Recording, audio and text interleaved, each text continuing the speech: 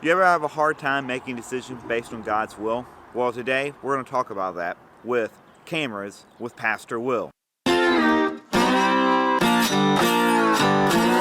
Last week we talked about Acts 1 and the ascension of Jesus. Today we're going to look at Acts 1, the second part, 12 through 26, to understand how we can make decisions based on God's will. The second part of Acts 1, the disciples find a replacement for Judas.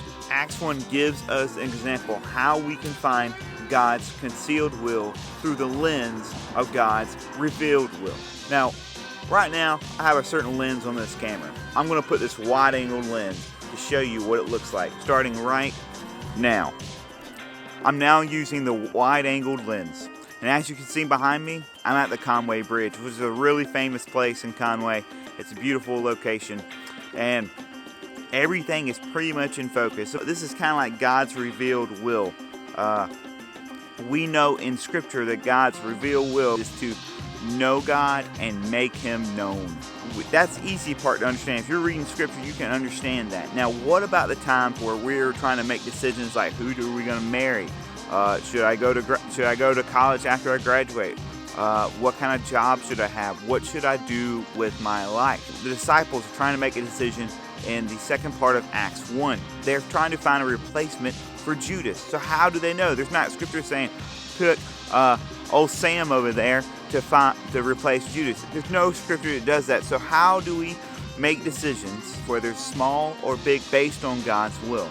Now, right now we have the wide-angle lens. You can see everything and understand everything. Everything's in view. But sometimes we need to zoom in and focus on one thing. Kind of like in life, when we need to focus on one decision, but we need to trust God's will. So let's change the lens from the wide angle we have on the camera now to this telephoto lens, starting right now. And now we're on the telephoto lens. Here's the thing. It's really focused on me. You can't see as much and the background's really blurry. But what happens when we have to make a decision? How do we trust God's will? And sometimes it may seem less clear, it doesn't make sense. What do we do? We need to remember to continue to let God be our authority, let His word be our authority.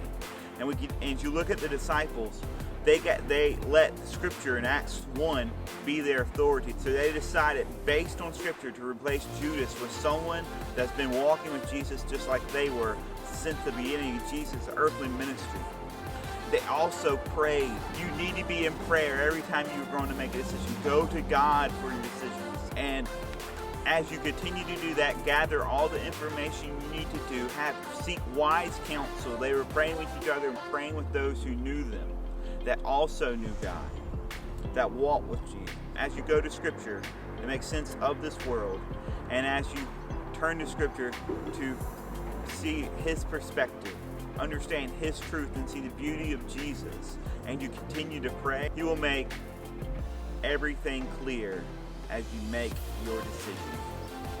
So take heart, my friends. Trust God and His Word, and He will guide you on where you need to go. With that being said, you have a good day.